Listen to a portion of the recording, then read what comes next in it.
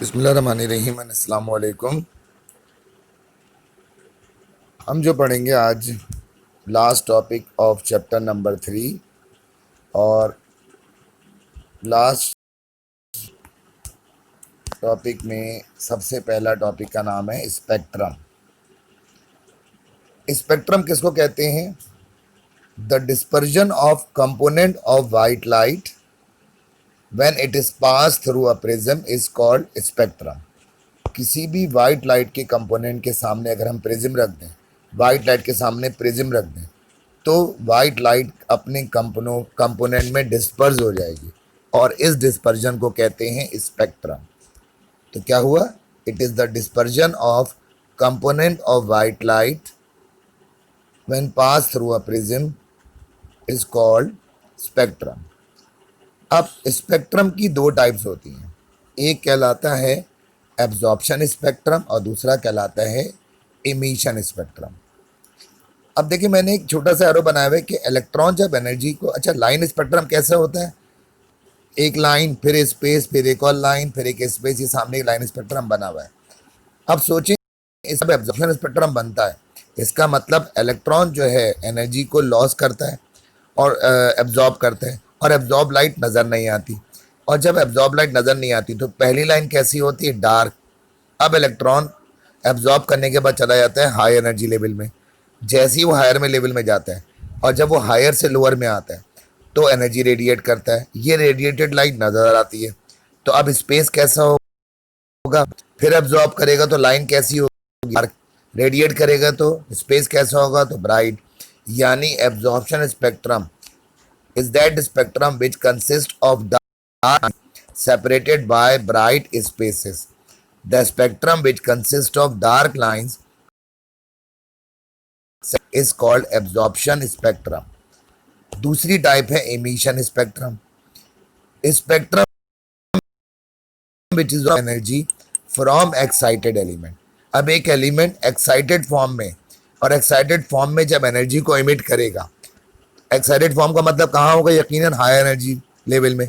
और high energy level में जब एनर्जी को रेडिएट करेगा, उससे जो स्पेक्ट्रम मिलता है उसको कहते हैं emission spectrum.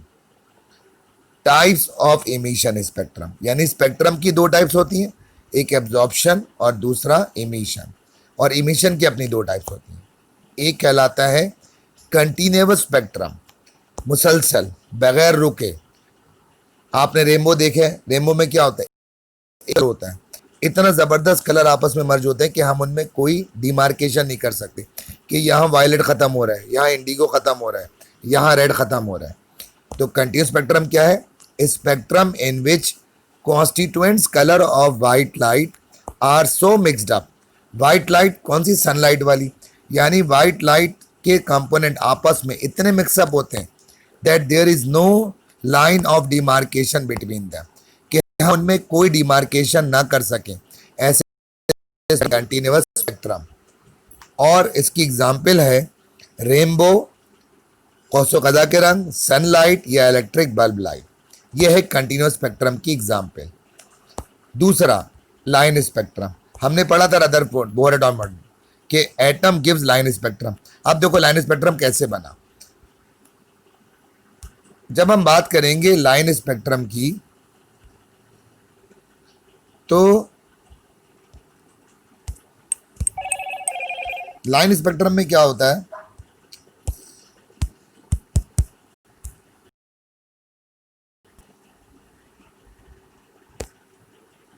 Spectrum which consist of bright light, spectrum which consist of bright light separated by dark spaces.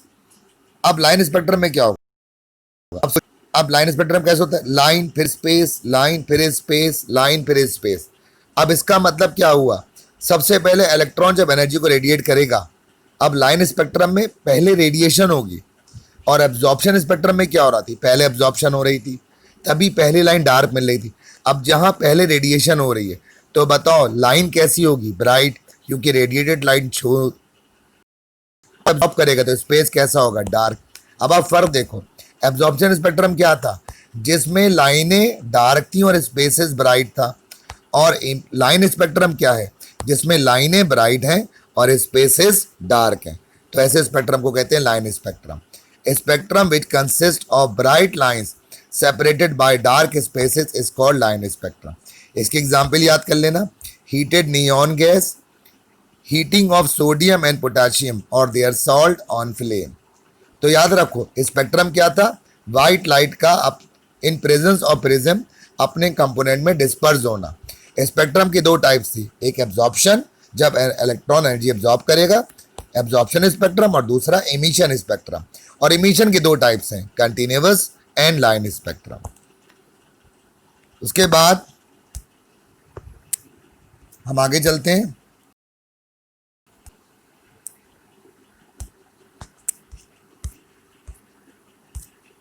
अब जो नेक्स्ट टॉपिक है वो है हाइड्रोजन स्पेक्ट्रम। आप जरा इस डायग्राम को देखें, इसमें एक्स एक्सिस पे वेवलेंथ दिखाई हुई है और वाई एक्सिस पे एनर्जी इन किलो कैलोरी।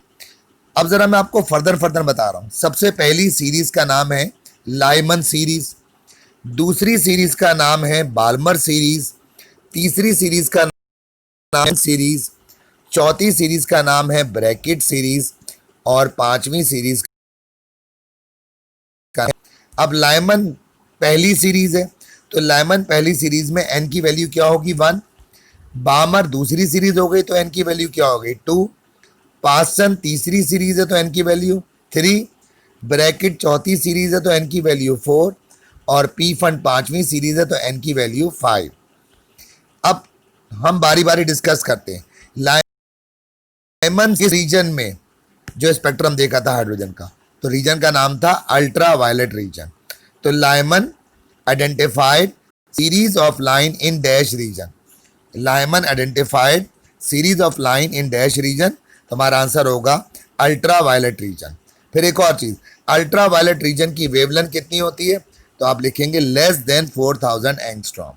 ये है अल्ट्रा वायलेट रीजन की वेवलेंथ। एक फार्मूला है वेव नंबर निकालने का, मैंने आपको वो फार्मूला पहले लिखा चुका था, V dash is equal to R H Z square 1/n1 square minus 1/n2 square. अब यहाँ पर मैं जेड स्क्वायर नहीं ले रहा क्योंकि मैं हाइड्रोजन स्पेक्ट्रम की बात कर रहा हूँ, तो हर हाइड्रोजन की जेड की वैल्यू क्या होगी 1। अब लाइमन सीरीज के लिए मैंने फॉर्मूला क्या सजेस्ट किया, V dash is equal to R H 1/n1। अब n1 कौन सा है, पहला वाला जो n की वैल्यू 1 है, तो हर सीरीज का, तो लाइमन में n1 क्या होगा 1/1 का स्क्वायर माइनस 1/n2 का स्क्वायर। यानी लाइमन सीरीज में हमेशा n1 कौन सा होगा 1 और n2 1 से ज्यादा, यानी सेकेंड, थर्ड और फोर्थ। अब ये एमसीक्यू आता है कि Lyman series is obtain when electron jumps back from second, third, fourth orbit to first orbit, यानी jumps back to first orbit, तो सीरीज को कहते हैं लाइमन सीरीज।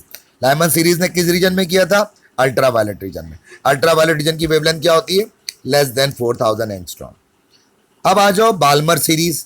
बाल्मर सीरीज ने किस में किया था, विजिबल रीजन ऑफ स्पेक्ट्रम में, और विजिबल रीजन की वेवलेंथ क्या होती है 4000 एंगस्ट्रॉम से 8000 एंगस्ट्रॉम।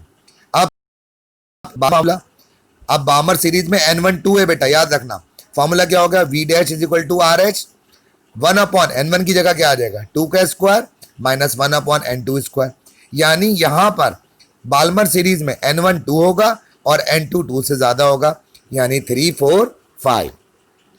तीसरी सीरीज पासन सीरीज, पासन सीरीज में किस रीजन में किया था, इंफ्रारेड रीजन में, और इंफ्रारेड रीजन की वेवलेंथ कितनी होती है 8000 से ग्रेटर देन। अब इसमें वेव नंबर का फॉर्मूला क्या होगा, इसमें n1 थर्ड हो जाएगा यकीनन। देखो फॉर्मूला क्या होगा, V dash is equal to R H, n1 की जगह क्या आ गया 3, 1/3 का स्क्वायर माइनस 1/n2 स्क्वायर, यानी n1 की वैल्यू 3 और n2 की वैल्यू 4 5 6, यानी 3 से ज्यादा। चौथी सीरीज है ब्रैकेट सीरीज। ब्रैकेट सीरीज ने किसमें किया था, फार इंफ्रारेड रीजन में, FAR फार, इसकी वेवलेंथ भी ग्रेटर देन 8000 एंगस्ट्रॉम।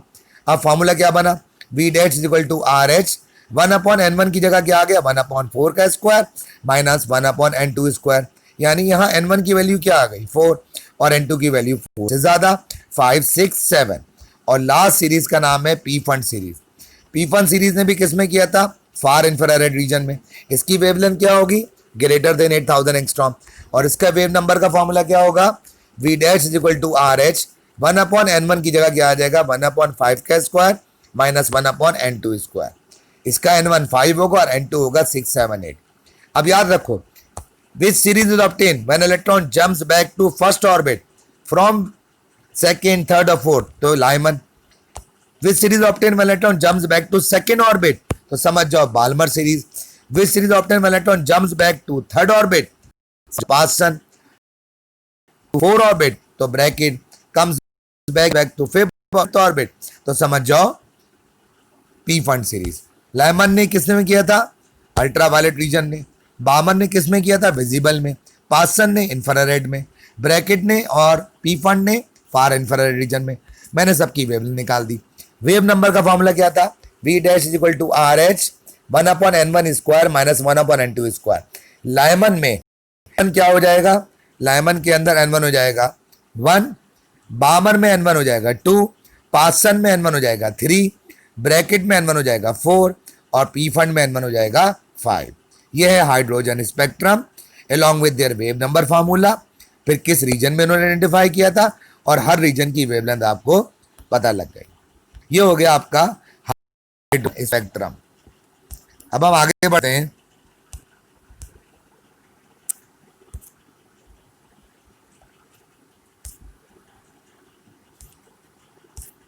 नेक्स्ट जो टॉपिक है वो है Planck's quantum theory. Planck's quantum theory, जैसा कि आपको पता है कि हर चीज क्यों आई है, रदरफोर्ड मॉडल क्यों आया था, इसने न्यूक्लियस डिस्कवर किया था। बोहर एटॉमिक मॉडल क्यों आया था, इसने रदरफोर्ड के डिफेक्ट को रिमूव किया था। तो क्वांटम थ्योरी क्यों आई थी, it explain that radiations emitted from hot bodies. यानी प्लांक्स क्वांटम थ्योरी ने इस बात को एक्सप्लेन किया कि रेडिएशन हमेशा कौन सी बॉडी से निकलती है, हॉट बॉडी से निकलती है। अब आ जाए इसके इंपॉर्टेंट पॉस्टुलेट्स। पहला पॉइंट क्या कह रहा है, अच्छा अभी हमने एक चीज देखी थी कि जब इलेक्ट्रॉन एनर्जी एब्जॉर्ब करता है तो इमिट नहीं करेगा, और जब इमिट करता है तो एब्जॉर्ब नहीं करेगा। इन एनर्जी का इमिशन या एब्जॉर्प्शन किसी भी बॉडी से ये कंटिन्यूअसली नहीं होता बल्कि डिसकंटिन्यूअसली होता है, क्योंकि जब एब्जॉर्प्शन होता है तो इमिशन नहीं होता और जब इमिशन होता है तो एब्जॉर्प्शन नहीं होता। तो पहला पॉइंट क्या हो गया, द इमिशन और absorption of energy from a body occur discontinuously in form of. Energy का इमिशन या एब्जॉर्प्शन किसी भी बॉडी से डिसकंटिन्यूअसली होता है और छोटे छोटे पैकेट के सूरत में होता है। सेकेंड पॉइंट, एनर्जी के पैकेट कहलाते हैं क्वांटम, और अगर ये एनर्जी के पैकेट लाइट की फॉर्म में तो आप क्वांटम को क्या कहेंगे, फोटॉन्स कहेंगे। तो एनर्जी की packets are called quantum and if quantum is in form of light then it is called photon. तीसरा point, energy of photon is not fixed, यानी फोटोन जो लाइट की फॉर्म एनर्जी ये फिक्स नहीं होती है बल्कि डायरेक्टली प्रोपोर्शनल होती है फ्रीक्वेंसी ऑफ रेडिएशन। एनर्जी का सिंबल ई, फ्रीक्वेंसी का सिंबल न्यू, तो फॉर्मूला बने E is equal to H, E is directly proportional to new. जब प्रोपोर्शनलिटी का साइन हटाएंगे तो कांस्टेंट आ जाएगा, यहाँ मैंने कांस्टेंट ले लिया एच, तो फॉर्मूला बना मेरा E is equal to H nu. H कहलाता है प्लांक कांस्टेंट। इसके दोनों कांस्टेंट याद रखना, एक है 6.65 10 की पावर -34 जूल सेकेंड और दूसरा है 6.6 -27 आर्क सेकेंड। तो लिहाजा E is equal to H nu तक समझ में आ गया, लेकिन न्यू इज इक्वल टू क्या होता है, सी अपॉन लैम्डा। तो इसका मतलब न्यू की जगह मैंने फार्मूला में रख दिया E is equal to H C upon lambda. E का मतलब एनर्जी ऑफ फोटोन, एच का मतलब प्लांक कांस्टेंट, सी का मतलब velocity of light and lambda का मतलब वेवलेंथ। इस फार्मूले की मदद से हम किसी भी तरह की एनर्जी को निकाल सकते हैं अगर हमें वेवलेंथ गिवन हो, अगर ए वेवलेंथ गिवन हो। क्योंकि एक दफ़ा एनटीएस में क्वेश्चन आया था, वो इत्तेफाक से रॉन्ग हो गया था, तो उसमें सिर्फ वेवलेंथ गिवन थी। एच बी प्लांक कांस्टेंट याद करके रहेंगे और सी वेलोसिटी ऑफ लाइट। तो whenever wavelength is given and energy is asked, तो remember this formula E is equal to H C upon lambda. अब आ जाए कुछ इंपॉर्टेंट डेफिनेशंस। पहली डेफिनेशन है एटॉमिक रेडियस। पहले तो एक बात को समझो, दो सिमिलर एटम ने मिलकर कोवेलेंट बॉन्ड बनाया। जब दो सिमिलर एटम ने मिलकर कोवेलेंट बॉन्ड बनाया और जब कोवेलेंट बॉन्ड बन गया, उनके न्यूक्लियस के दरमियान जो भी डिस्टेंस है उस डिस्टेंस का हाफ कहलाता है एटॉमिक रेडियस।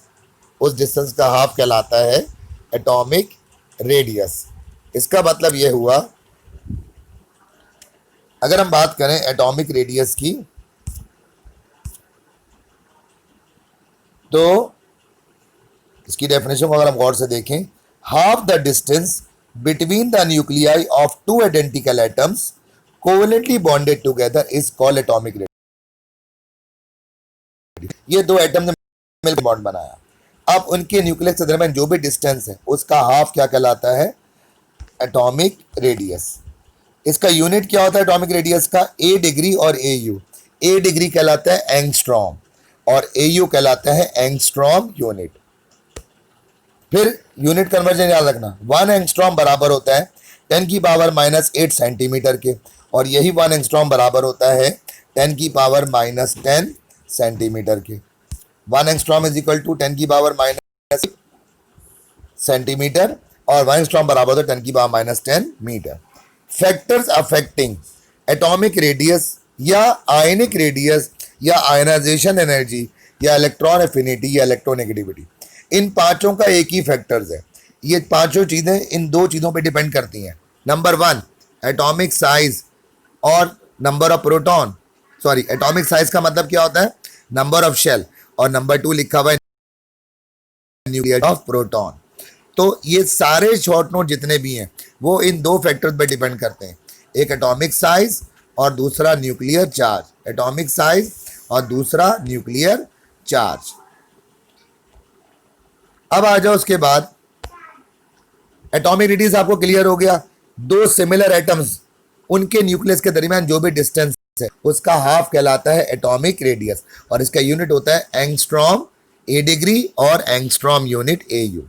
सेकेंड आ जाओ आयनिक रेडियस। आयनिक का मतलब किसी आयन, तो याद रखो बड़ा सिंपल है, किसी भी आयन के न्यूक्लियस का अपने वैलेंस इलेक्ट्रॉन का डिस्टेंस लाता है। तो क्या लिखी definition, it is the distance from the nucleus of ion. अब आयन वो पॉजिटिव आयन भी हो सकता है जिसको कैटाइन कहते हैं, और नेगेटिव आयन होगा तो उसको एनाइन कहेंगे। It is the distance from the nucleus of an ion, कोई सा भी एक ion, up to the point where nucleus has influence on its electronic cloud। तो इसका मतलब किसी भी आयन के न्यूक्लियस ने उस इलेक्ट्रॉन तक का डिस्टेंस जहां पर न्यूक्लियस अपना इन्फ्लुएंस शो करे वो कहलाता है आयनिक रेडियस। यूनिट वही होगा ए डिग्री और ए यू। अब इंपॉर्टेंट चीज, जितने भी कैटाइंस है जिनको पॉजिटिव आयन कहते हैं have smaller radii than neutral atom. Example दी हुई है Na positive is smaller than Na atom. अब मेरा बेटा इस बात को जरा समझना, जब किसी भी पॉजिटिव चार्ज वाला एटम है तो इसका मतलब पॉजिटिव चार्ज वाले एटम में एक इलेक्ट्रॉन कम है और प्रोटॉन ज्यादा है। तो जब प्रोटॉन इलेक्ट्रॉन से डोमिनेट करते हैं तो न्यूक्लियस की अट्रैक्शन बढ़ जाती है, और जब अट्रैक्शन बढ़ जाती है तो रेडियस हमेशा छोटा होता है। और अगर यही मैं बात करूं नेगेटिव आयन की, तो नेगेटिव आयन का मतलब उसमें इलेक्ट्रॉन बढ़ जाता है, यानी इलेक्ट्रॉन प्रोटॉन से डोमिनेट कर जाते हैं। जब इलेक्ट्रॉन प्रोटॉन से डोमिनेट करें, इलेक्ट्रॉन रिपल्जन ज्यादा हो जाती है और रेडियस बढ़ जाता है। यानी जहां पर इलेक्ट्रॉनिक फोर्स ज्यादा हो वहां रेडियस छोटा होगा, सॉरी जहां इलेक्ट्रॉनिक फोर्स ज्यादा हो वहां रेडियस बड़ा होगा, और जहां पर न्यूक्लियर फोर्स बढ़ जाए यानी प्रोटॉन बढ़ जाए वहां रेडियस क्या हो जाएगा। अब cations have smaller radii than neutral atom. Cation का रेडियस न्यूट्रल एटम से छोटा होता है। एग्जाम्पल दी हुई है, Na पॉजिटिव का साइज Na एटम से छोटा होता है। जवाब लिखा हुआ है इसमें, because on removal of electron, जब कैटाइन से पॉजिटिव आयन से इलेक्ट्रॉन रिमूव हुआ, effective charge on nucleus increases and pulls remaining electron more firmly. और न्यूक्लियस क्या करेगा, अपने बाकी इलेक्ट्रॉनों को ज्यादा मजबूती से खींचेगा। तभी देखो Na एटम का रेडियस कितना आ रहा है, 1.57 ज्यादा आ रहा है, और पॉजिटिव आयन Na पॉजिटिव का रेडियस कम आ रहा है 0.95। तो कैटाइन का रेडियस अपने पेरेंट एटम से न्यूट्रल एटम से छोटा होता है, लेकिन anions have larger radii than neutral atom. Negative ion का अपने न्यूट्रल एटम से रेडियस बड़ा होता है। क्यों? जैसे Cl नेगेटिव का जो है रेडियस बड़ा होता है Cl एटम से। Cl नेगेटिव का मतलब दोनों का एटॉमिक नंबर 17 है, लेकिन Cl नेगेटिव का मतलब बेटा एक इलेक्ट्रॉन बढ़ गया, यानी Cl नेगेटिव में इलेक्ट्रॉन 18 है, प्रोटॉन 17 है। अब देखो इलेक्ट्रॉनिक फोर्स डोमिनेट कर रही है, जबकि Cl एटम में इलेक्ट्रॉन प्रोटॉन 17 है। तो जहां जहां इलेक्ट्रॉनिक फोर्स डोमिनेट करेगी रेडियस बड़ा होगा, और जहां जहां न्यूक्लियर फोर्स डोमिनेट करेगी रेडियस छोटा हो जाएगा।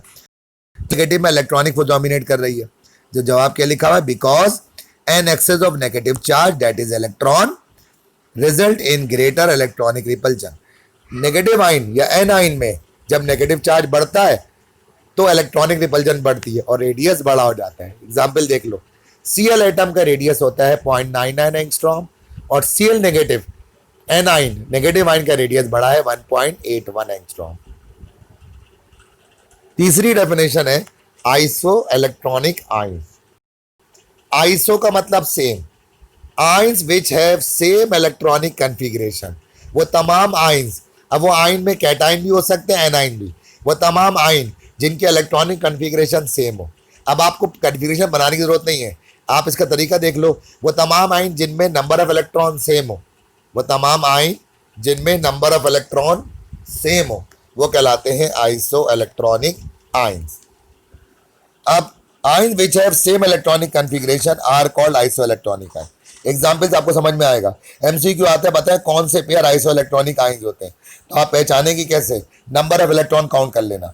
O-2 में देख लो बेटा, O-2 ऑक्सीजन का एटॉमिक नंबर 8 होता है, -2 का मतलब 2 इलेक्ट्रॉन गेन कर ले, तो इसमें इलेक्ट्रॉन कितना हो गया 10। F-1 फ्लोरीन, इसका एटॉमिक नंबर 9 होता है, -1 का मतलब एक इलेक्ट्रॉन बढ़ गया यानी 10। Na+1 एटॉमिक नंबर 11 होता है, +1 का मतलब एक इलेक्ट्रॉन कम हो गया, अगेन इलेक्ट्रॉन कितना हो गया 10। Mg+2 का मतलब 2 इलेक्ट्रॉन कम हो गए, एटॉमिक नंबर इसका 12 होता है, 2 इलेक्ट्रॉन कम होने से कितने रह गए 10। Al+3 का मतलब 3 इलेक्ट्रॉन कम हो गए, अब यानी एटॉमिक नंबर 13, कितने इलेक्ट्रॉन रह गए 10। अब आप देख लो सारों की इलेक्ट्रॉनिक कन्फिगरेशन सेम है क्योंकि सब में इलेक्ट्रॉन क्या है सेम। तो आइसो इलेक्ट्रॉनिक आइन में दो बातें याद रखना, वो आइंस जिसमें नंबर ऑफ इलेक्ट्रॉन सेम हो वो आइसो इलेक्ट्रॉनिक आइन कहलाते हैं, या वो आइंस जिनकी इलेक्ट्रॉनिक कन्फिगरेशन सेम हो वो भी क्या कहलाते हैं, आइसो इलेक्ट्रॉनिक आइंस। सब में 1s2 2s2 2p6 आ रहा है। अब आप देख सकते हैं, बस नेगेटिव आइन का मतलब इलेक्ट्रॉन बढ़ा दो और पॉजिटिव आइन का मतलब इलेक्ट्रॉन कम कर दो। तो ये हो गया आपका आइसो इलेक्ट्रॉनिक आइंस। अब आ जाओ और आयनाइजेशन पोटेंशियल। देखो मैंने ब्रैकेट में बड़ी छोटी सी डेफिनेशन लिखी हुई है जो आप पहचान लोगे फटाफट। इलेक्ट्रॉन लॉस एनर्जी गेन, इस जुमले को याद रखो।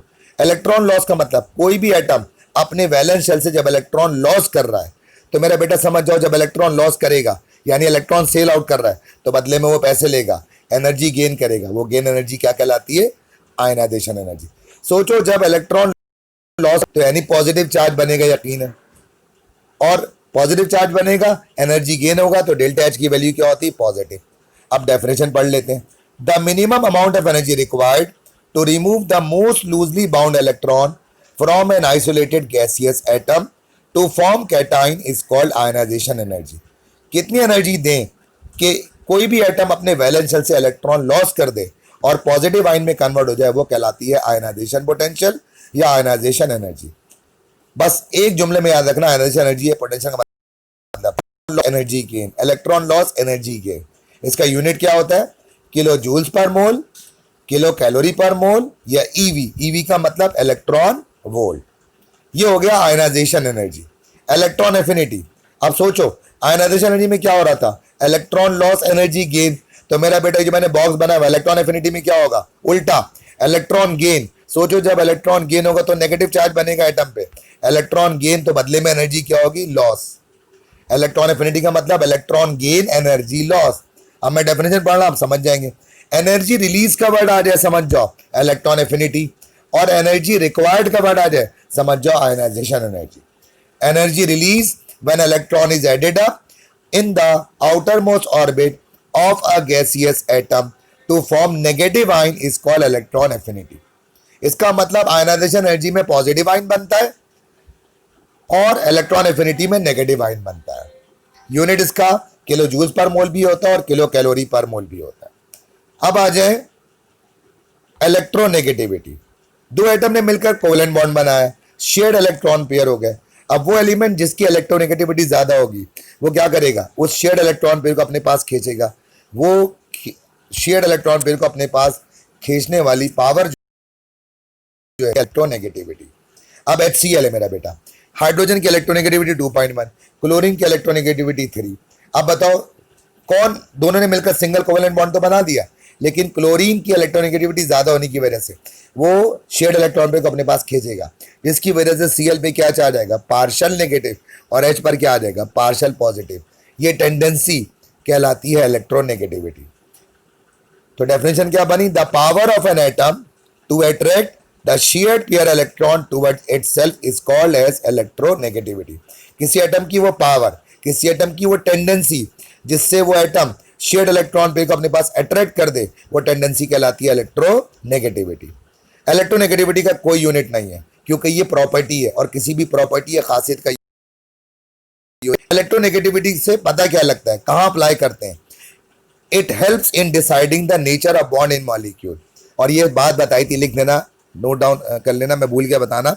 लाइनस पॉलिंग, लाइनस पॉलिंग की मदद से इलेक्ट्रोनेगेटिविटी की वैल्यू से, ये बात साइंटिस्ट था इसका लाइनस पॉलिंग, और था कि इलेक्ट्रोनेगेटिविटी की वैल्यू से हम बॉन्ड की नेचर बता सकते हैं। अब बड़ा सिंपल है, इलेक्ट्रोनेगेटिविटी का difference between two bonded atom अगर 1.7 से ज्यादा है तो बॉन्ड कौन सा होगा, आयनिक।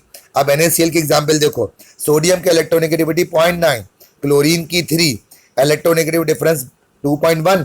क्या ये डिफरेंस 1.7 से ज्यादा है? अब जब इलेक्ट्रोनेगेटिविटी का डिफरेंस 1.7 से ज्यादा हो गया तो बॉन्ड कौन सा होगा, आयनिक।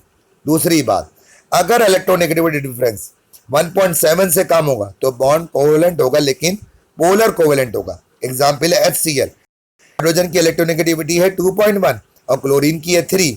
ये डिफरेंस कितना आ रहा है, 0.9।